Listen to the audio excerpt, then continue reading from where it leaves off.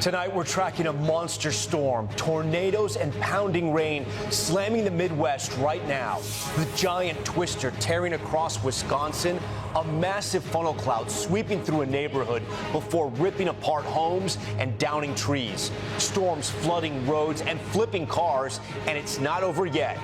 Video capturing people running for their lives after a shooting at a Seattle food festival. 3 people killed, a gunman possibly still on the loose, another captured and only 15 years old. Savannah Guthrie's new message, seeming to speak directly to her mother's kidnapper, what she is asking for in that emotional plea. The convicted killer in the Idaho College murders now claiming he's innocent, while Bryan Kohberger is trying to take back his guilty plea. The wife of a Kansas City Chiefs coach being carried away by first responders, allegedly shot by her own son. A Secret Service agent arrested for hazing pledges at a college fraternity, accused of beating them with paddles and canes, nearly killing one student. Shark attack caught on camera. The lightning-quick moment this shark lunges at a diver coming up for air, biting his leg. Lost at sea, the man stranded for 20 days. How he survived after he ran out of water. And there's good news tonight about the firefighter who donated her kidney to another firefighter who happens to be her husband. Nightly News starts right now. This is NBC Nightly News with Tom Llamas. And good evening. It's great to be with you on this Monday. We want to start tonight with that massive storm tearing through the Midwest. Tornadoes, hail, and intense downpours flattening towns and impacting millions right now. In hardest hit Wisconsin, you see the video there showing a massive funnel cloud sweeping through one town. In the aftermath, sheer destruction seen from above. Roofs ripped away, debris and people's belongings everywhere you look. On the ground, this driver capturing trees snapped like twigs and homes reduced to rubble. And out on the highway, look at this, that's a semi-truck completely smashed by the storms. And not far, house after house after house crushed by huge fallen trees while drivers are stranded by all that flash flooding. And there could be more brutal weather on the way there. Thunderstorms and possible tornadoes still in the forecast tonight. And outside of Chicago, word tonight of workers trapped in a storm drain right now. Maggie Vespa is at the scene. And Maggie, one was just rescued behind you? Yeah, Tom, that's right. One of those workers has now been pulled out. Another one is still trapped down there, and you can see it's still raining here in the Chicago area. Rescue crews working to reach him frantically as severe weather slams much of the country. Tonight, a monster twister tearing across Wisconsin. Watch as this ominous cloud roars through a neighborhood. This is really bad. This dramatic video capturing the devastation in Menasha. Trees and homes on the main street torn apart. A warning siren still blaring, even with car windows blown out and that building damaged. A similar scene in Appleton. Drone video showing houses simply destroyed. Debris scattered across this residential area and mangled vehicles littered across a highway. It's all part of a violent system that slammed the Midwest today. You can hear powerful winds howling outside this car dealership near Chicago. Those are like golf balls. Large hail slamming the suburbs. Downed trees crashing onto homes and cars. Drivers forced to navigate flash flooding. Storms grounding flights at Midway Airport and Chicago O'Hare, where this video shows water pouring in through the ceiling. It comes as more than 130 million Americans are under heat alerts, and overseas, historic wildfires ravage Western Europe, with more than 300,000 people evacuated from multiple iconic sites across Spain, Italy, and France, including that country's world-famous Bordeaux wine region. Here you see the flames from the cockpit of a firefighting plane. Around the world, Mother Nature's destructive power on full display. All right, and back here at home, Maggie Vespa joins us again live. Maggie, that rescue happening behind you, the workers were trapped inside that storm drain? Yeah, Tom, that's right. And actually, rescue efforts have now expanded. Firefighters telling us they're working through 3 different storm drains within multiple blocks of here to try to reach him as soon as possible. He's been down there for hours while this rain has been coming down for much of the afternoon. Tom. Maggie Vespa and her team as some of those workers were being taken out. Maggie, we thank you. Also breaking tonight, police say they're searching for a third gunman who got away involved in that deadly shootout at a Seattle food festival. And tonight we have videos of the moments the shooters opened fire. Liz Kreutz is at the scene. Tonight, police arresting a 15-year-old who they say was part of that deadly shootout Sunday, spraying bullets into a crowded Seattle food festival. Oh, it's right there. Officials earlier saying they were still trying to locate and identify a second gunman. We believe that the bullets that were fired were from two individuals who appeared to be firing at one another. But late tonight, in court documents, police say there was also a third shooter, writing the 15-year-old and one of the deceased engaged in a gunfight with at least one other unknown suspect. Police say 3 people died, a 56-year-old woman and 2 men, ages 19 and 44. Anyone have a small child tourniquet size? 5 other people were injured, including a 2-year-old boy. At this point, we believe this could be gang-related. There were 2 groups firing in the area near the armory.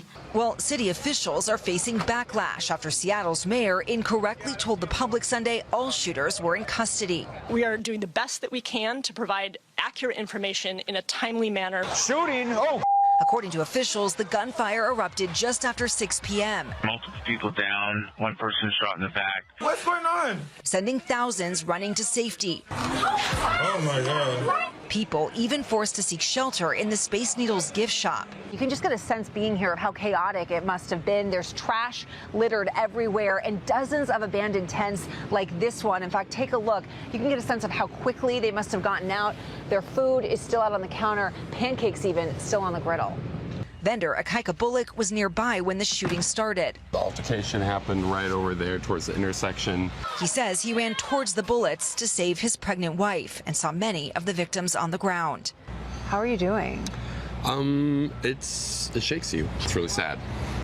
So many still shaken up in that community because of these shootings. Liz, we saw the confusion there in your report over what authorities have told the public, but as of now, we believe this third gunman is still at large tonight?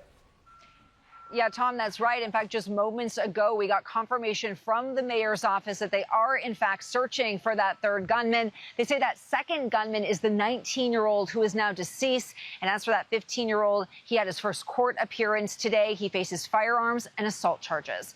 Tom. Liz Kreutz for us. Liz, thank you. We turn now to a new emotional message from our colleague Savannah Guthrie, seeming to speak directly to her mother's kidnapper, the 84-year-old now missing for nearly 6 months. Erin McLaughlin with Savannah's new video. I'm coming on today with a very specific message. It has been months since our mom was taken from us. Our family is in agony. Tonight, Nancy Guthrie's daughter, Savannah, posting this heart-wrenching message to her mother's kidnapper. We are in a nightmare that will not end. Nothing about our situation has changed.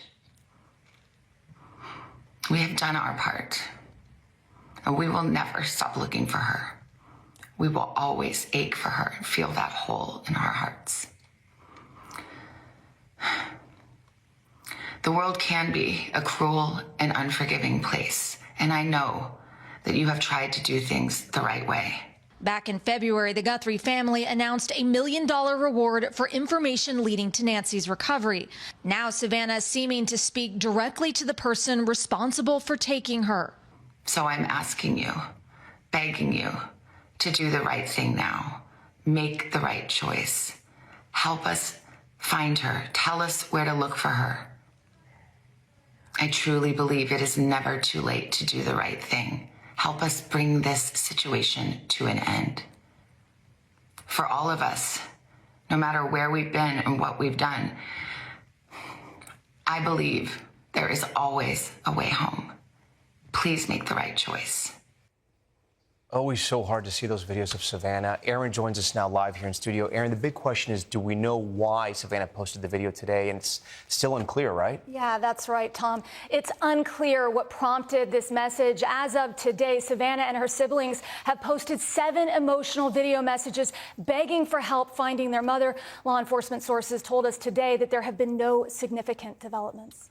Okay, Erin, thank you for that. Now to a stunning reversal. Convicted killer Bryan Kohberger says he wants to withdraw his guilty plea in the 2022 murder of 4 University of Idaho students.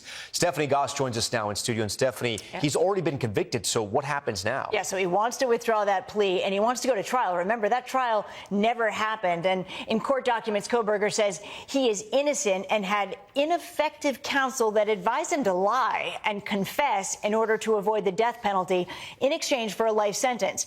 Legal experts we talked to say his chances of getting that trial are slim. In a hearing last summer, the judge asked Kohberger multiple times if he was guilty of killing the University of Idaho students, and he said he was. So tonight, the family of one of the victims, Kaylee Gonsalves, called Kohberger the mosquito you just can't seem to swat. They also suggested, Tom, that he might be doing all of this to get back in the spotlight. Yeah, they might have a point. Okay, Stephanie, we thank you for that. Also tonight, a violent crime hitting the Kansas City Chiefs organization. Police say the wife of their offensive coordinator was shot by their son. New video shows officers rushing to save her. Our Shaquille Brewster picks it up from there.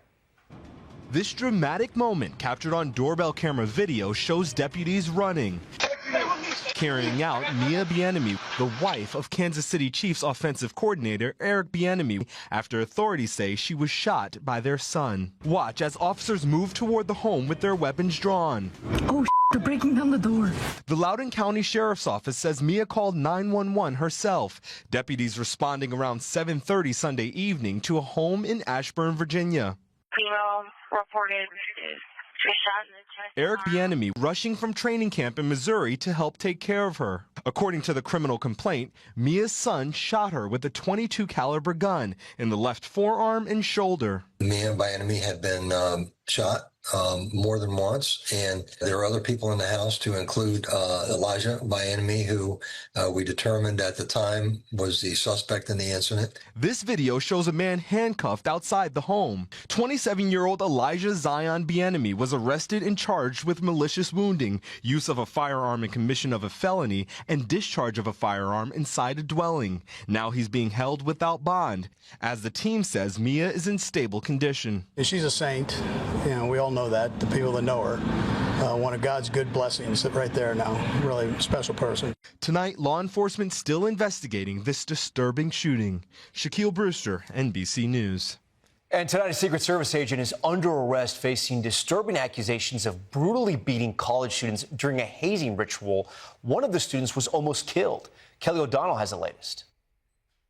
Tonight, a Miami-based Secret Service agent now has a mugshot and was pulled from his elite law enforcement job, accused of unleashing days of severe beatings in an alleged fraternity hazing ritual linked to an alumni chapter of Kappa Alpha Psi that left 2 unnamed victims so bloodied that extensive skin grafts and critical emergency care were required. Today in a Florida court, it's charging you with attempted manslaughter with a deadly weapon. 29-year-old Marquez Pinder appeared by video, ordered to have no contact with victims or the fraternity. Do you understand the stay-away order, sir? Yes, ma'am. Pinder and 2 other men face felony charges. According to an arrest warrant, the first of several April hazing incidents happened at Pinder's Miami apartment. An affidavit states 2 victims were struck repeatedly on their buttocks with paddles and canes. One man bled through his underwear and pants. The lacerations so severe that substantial portions of skin and soft tissue was surgically removed. One victim was intubated to prevent further physical deterioration and death. The national fraternity said Kappa Alpha Psi is a non-hazing fraternity and said the suspects are not active or financial members. The Secret Service says Pinder has been an agent for fewer than 3 years and was removed from duty on leave. The judge ordered house arrest, and he's due back in court in September. Tom? Kelly, thank you. Welcome back. A diver fought off a shark and likely saved his own leg, and it was all caught on video. Henry Gibbs was spearfishing in Fiji. He spots a shark in the distance when it suddenly, you see it, spins around and attacks, biting his calf. He manages to get it away, poking the shark with his spear gun. He suffered serious injuries, but he says his leg is intact. And take a look at this, a small plane landing in the middle of Huntington Beach in California. The pilot called air traffic control with an urgent mayday just after takeoff from John Wayne Airport saying he lost his engine. He put the Piper down in the sand, and the pilot told our station, NBC LA, that he just followed his instincts to land it safely and avoid the crowds. And an incredible rescue at sea. This is the moment sailor Kai Sato was pulled to safety after he says he was adrift at sea for weeks. He was sailing from California to Hawaii when he says his mast snapped and his phone died. He figured out how to make fresh water to survive. A ship passing by somehow spotted him and rescued him after a month at sea. When we come back, a firefighter comes to another's rescue when it was needed most, and he just happened to be her husband. That's next. Finally, there's good news tonight about a life-saving act of love for a firefighter in need of rescue. Here's Emily Aketa. When Robert Coleman Jr. and Maddie Gear exchanged vows last year, they never anticipated such an early test of in sickness and in health. I started having a little bit of blurry vision and spots in my eyes. So I ended up going to urgent care, and they sent me directly to the emergency room. Coleman had reached stage 5 kidney failure, and this spring learned he would need a transplant. Finding a donor for many can take years, but it turns out these newlyweds were a perfect match in more ways than one. Gear donating her kidney to save her husband. We just always say it was meant to be, because who knows what would have happened if we didn't meet. The surgery was successful. And as they both recovered from their operations, Coleman sweet-talked the nurse into letting him see his beloved and be present for the discharge ceremony. She wheeled me down to the 3rd floor, and my heart was overwhelmed. It's just a huge blessing for us. The pair, both firefighters, now looking forward to returning to duty and saving more lives. This is the biggest test that we could possibly give, and she passed with flying colors. And she's incredible, and I'm extremely blessed to have her as my wife, that's for sure. It's all up from here. Emily Ikeda, NBC News. All right, that's Nightly News for this Monday. And a programming note. Tomorrow I anchor live from the Vatican ahead of a historic broadcast, Pope Leo's Concert for Peace, which you can only see on NBC and Telemundo on Wednesday. I'll then speak with Pope Leo, now in his 2nd year leading the Catholic Church. We look forward to our time with His Holiness. Thanks so much for watching tonight, and always, we're here for you. Good night.